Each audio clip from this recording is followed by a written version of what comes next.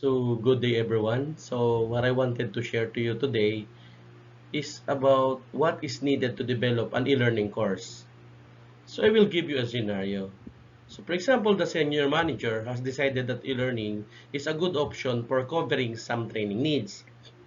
And the training manager is in charge of initiating in coordinating an email project or e-learning project which will reach dozens of security professional living in the different countries around the world. So the training manager needs to know the process to follow and the resources required to develop an e-learning content and deliver the course through the internet. So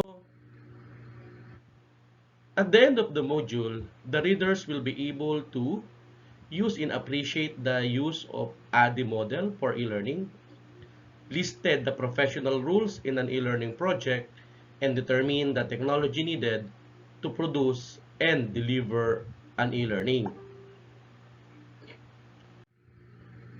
Now, how about the activities? Now, good design and planning, while crucial for every type of training program, are even more important for e-learning projects. In traditional training, the largest effort in the delivery of training sessions, while in e-learning, it is the design and development of structured materials which must be self-contained and able to use multiple times without making ongoing adjustment. In reusing course components, well-developed e-learning courses can be delivered many times to different learners using the same materials. In addition, individual course components, for example units, lessons, and media elements, such as graphics and animation, can be reused in different contexts. So for example, interactive e-lesson developed for a given self-paced e-learning course can be integrated into facilitated courses or can be become part of another self-paced in e-learning curriculum. An instructional design model can be used to define the activities that will guide e-learning development projects. So what is instructional design? It is the systematic development of a specification using learning and instructional theory to ensure the quality of training. In job-related training, the aim of instructional design is to improve employee performance and to increase organizational efficiency and effectiveness. There are many instructional system designs models, of course, most of which are based on popular ones such as the ADDIE model, which is diagram cited on what we have here. Now, the ADDIE model includes 5 stages as what we have here. Analysis, covered, of course, need analysis, target audience analysis, task and topic analysis. We have design, covered learning objectives, sequencing, instructional strategies, delivery strategy, and evaluation strategy. For development, we have content development, storyboard development, courseware development. For implementation, of course, installation and distribution, and managing learners' activities. And for the evaluation, reactions, learnings, behavior, and results. Adapting existing model to match specific needs is wiser than proceeding without any plan. However, flexibility is needed to select and adapt a model to a given situation. Because e-learning projects vary considerably in complexity and size, the process described is comprehensive. It covers all the options that can be included in a complex learning projects. However, some of the steps can be skipped or simplified according to projects, objectives, and requirements, such as budget, expertise, or organizational constraint. As I listed earlier, the 5 stages in the ADDIE process model, the first one will be analysis. A need analysis should be conducted at the start of any development effort to determine whether training is required to fill gap in professional knowledge and skills, and e-learning is the best solution to deliver the training. The need analysis allows the identification of general, high-level course goals. The target audience analysis is another crucial step, right? So the design and delivery of e-learning will be influenced by key characteristic of the learners: their previous knowledge and skills, geographical provenience, learning context, and access to technology. Because analysis is also needed to determine the course content. That's why we have task analysis, which is identifies the job tasks that learners should learn or improve and the knowledge and skills that need to be developed or reinforced. This type of analysis is mainly used in course design to build specific job-related skills, or what we call perform courses. And we have also topic analysis. It is carried out to identify and classify the course content. And this is typical of those courses that are primarily designed to provide information, or also called inform courses. Number two, of course, is the design. The design stage encompasses the following activities: formulating a set of learning objectives required to achieve the general high-level course objective. It is also defined the order in which the objective should be achieved, the sequencing, of course, and selecting instructional media, evaluation, and delivery strategies. Because the outcome of the design stage is a blueprint that will use as reference to develop the course. The blueprint illustrates the curriculum structure, so its organization in courses, units, lesson, activities, and the learning objective associated with each unit, and the delivery methods and formats. For example, interactive self-paced materials, synchronous or asynchronous collaborative activities to deliver each unit. Number three, of course, is the development. In this stage, the e-learning content is actually produced. The content can vary considerably depending on the available resources. So, for example, e-learning content may consist of only simpler materials, those with little or no interactivity or multimedia, such as structured PDF documents, which can be combined with other materials, okay? For example, audio or video files, assignments in tests, and that situation, storyboard, develop, and the development of media and electronic interaction would not be conducted. And the development of multimedia interactive content is comprised of three main steps. Number one, content development, writing or recollecting all the required knowledge and information. Storyboard development, integrating instructional methods, all the pedagogical elements needed to support the learning process, and media elements. This is done by developing the storyboard, a document that describes all the documents of the final interactive products, including images, text, interaction, assessment, test, and of course the courseware development. Developing media and interactive components, producing the course in different formats, so for example, for CD-ROM and for web delivery, and integrating the content elements into a learning platform that learners can access. Number four is implementation. At this stage, the course is delivered to learners. The course is installed on a server and made accessible for learners. In facilitated and instructor-led courses, this stage also includes managing and facilitating learners' activity. Another, of course, is evaluation.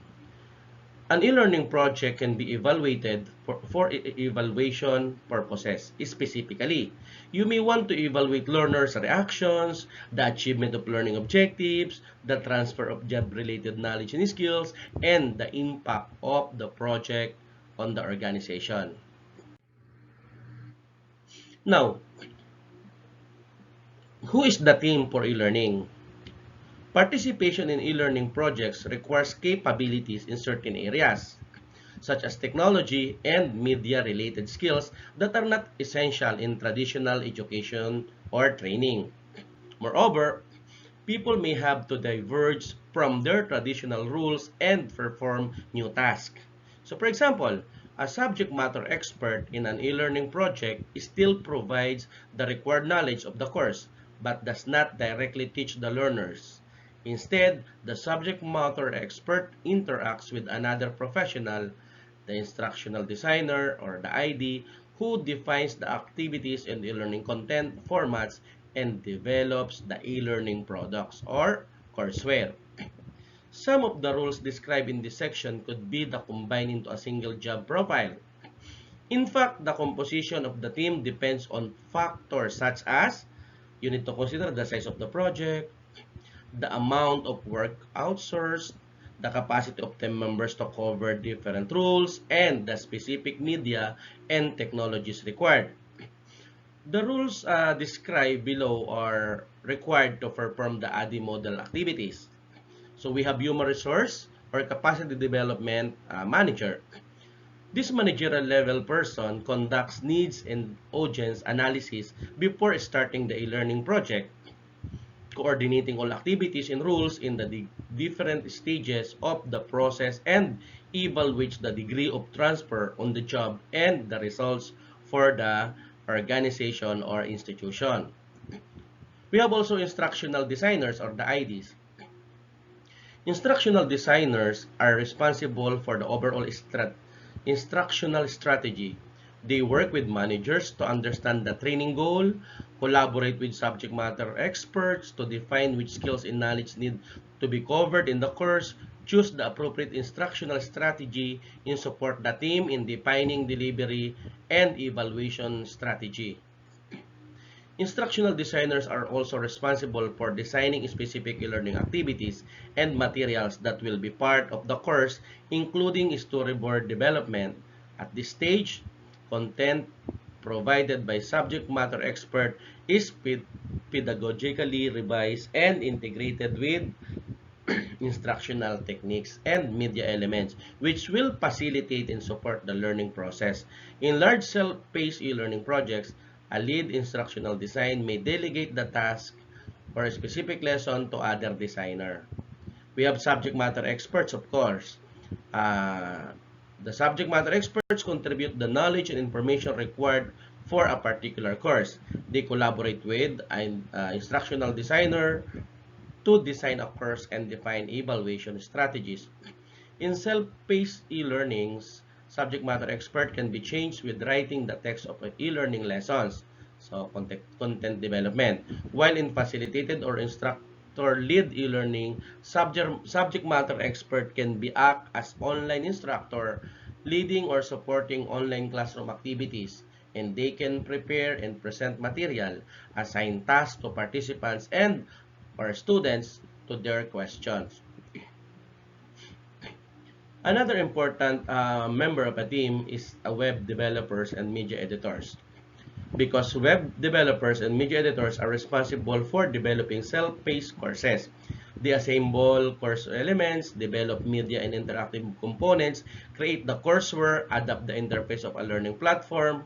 So for example, Moodle, and so on and so forth, and install the courseware on a web server.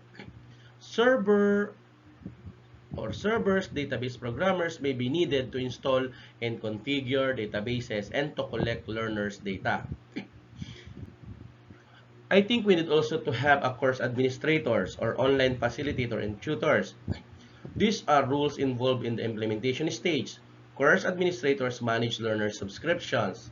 Online tutors and facilitators support participants' learning activities and motivate learners during the course.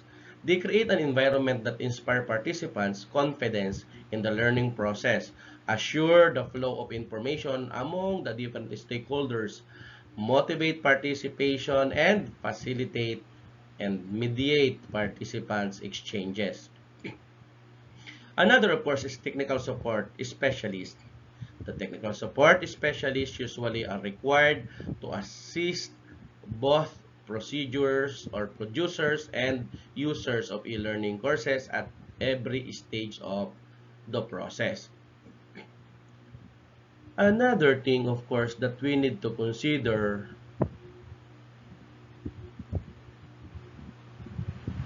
is the technology. Okay, so of course, uh, The emerging technologies for e-learning, as what I have here, I will suggest 10, no? According to my source, of course. For over a decade, educational technologies are emerging at exponential rates, of course. But many schools and educational institutes fall short on understanding and utilizing these technologies. Today, we are introducing 10 emerging technologies in e-learning that educators and school management must know, understand for providing quality education for the student. Okay, number one is augmented reality. Augmented reality is an exciting topic that educators need to know. Of course, because according to Wikipedia, augmented reality defined as interactive experience of a real-world environment whereby the objects that reside in the real world are augmented by computer-generated perceptual information, sometimes across multiple sensory modalities. The use of augmented reality visual content is able to catch students' attention. It ensures the engagement and interaction of the students in lessons as they are seeing and experiencing what they are learning. They use augmented reality to learn abstract and complex concepts because it helps students to visually see complex 3D models rather than imagining it in mind. Anatomy 4D, Elements 4D, Augmentation, that are some of the most popular and useful augmented reality apps that students and teachers can use for effective learning. Number two is the artificial intelligence. It is one of the most discussed topics in the educational industry. Artificial intelligence in education is a significant technology which helps education in a number of ways. Personalized learning is one of the most important area of education that has used artificial intelligence. In personalized learning, AI helps you to find the best course material for you based on your identity, interest, and your way of learning. Because artificial intelligence replaced the old-fashioned classroom study with a more personalized and student-centered approach. Artificial intelligence can monitor overall performance by identifying the strengths and weaknesses of the learner. It can rank learners based on their performance and give real-time suggestion to improve the overall performance of their studies. Uh, AI is very important so as to keep track, report, and monitor the performance of our learners or students. Number three is student data privacy and security. In the era of online education, the student data should be handled safely. In digital learning, students may be required to share their personal information with many online services. This data sometimes get compromised and misused if not handled securely. Data privacy or data security can be defined as the protection of data, usually in digital form, from unauthorized or unwanted access, use, and dissemination. Hacking into an online learning portal makes it possible to extract all the students' data, including their personal details. It can be shared online for malicious purposes. A secure learning portal helps protect the students' data from being hacked and ensures their security. It includes host security, network security, and malware prevention and others. And maybe you will be able to see some reports that some big universities and colleges in the Philippines hack, no, their portal. Number four is the Internet of Things or the IoT. Many of you people are wondering what is Internet of Things or simply IoT. In layman terms, Internet of Things is talking all the things in the real world. Example, light bulb, a car, or any material thing. Connecting them to the Internet. Now, you may be wondering how IoT will be useful in e-learning. IoT helps to create a global network among educators and students. This helps learners to interact with their peers worldwide. Number five, of course, is the learning management system. A learning management system is a software that is used to deliver course or training programs for students. It helps to manage the course efficiently. By using a custom e-learning development, anybody can create, change, and assign courses for students. Using a learning management system, you can give personalized courses to each student. You can identify the weakness and strength of the students and create customized courses that will help students to concentrate more on their weakest part to improve it. Many LMS support like chats with educators also. This will help shy students to ask their doubt and clarify it. Of course, we have also a school management system. The school management system are software that helps educational institutions to manage their daily academic and administrative activities easily and effectively. School management systems are the most popular emerging technology in educational niche.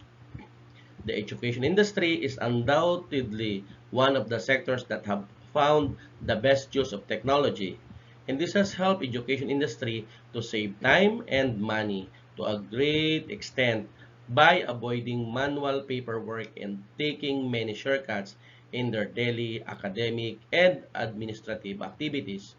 Software, for example, like Edu Expert, School Management System, Fedena, and others are changed the way of how a modern school operates. Number 7 is cloud computing. Cloud computing is simply the group of computing resources located at various places in the world. The system can be shared and accessed from anywhere in the world. Cloud computing guarantees the access to basic data to anyone utilizing any gadgets from the workplace. Number 8, of course, is mobile learning. Mobile learning or M-learning is the method of learning through your personal mobile devices such as smartphones, tablets, or even laptop. The study materials are either downloaded into the device or accessed online. Mobile learning allows flexibility, allowing students access to education anywhere, anytime. Number 10, of course, is virtual and remote laboratories, especially for IT, no, or the ITE program. Virtual laboratories are web applications that emulate the operations of all real laboratories. Virtual laboratories can be accessed anywhere without the need for a physical system, and it enables students to practice in a safe environment before using real physical components. More than 80% of students who use virtual laboratories score higher in examination compared to a control group. With 386 students, 80% suggested adapted to self-learning using virtual laboratories, and 82% of the university and colleges teachers who employed virtual laboratories indicated using them to complement teaching materials and reduce teaching time based on our research. Number 10, of course, is the 3D printing. The 3D printing is another helpful technology students using these days. It helps students print out 3D prototypes. Learners can also take 3D printouts of difficult to visualize structures to help understand easily, such as 3D structures of molecules for chemistry students, 3D structure of cells, viruses, or organs for biology students, topography, demographic, or population maps for geography students, and others. So, I think that's it for today. Thank you so much. Don't forget to like, share, and comment, and of course, subscribe. Don't forget to remember hashtag DocMelo the author. Thank you. Thank you. Good day, everyone. Enjoy study and learning.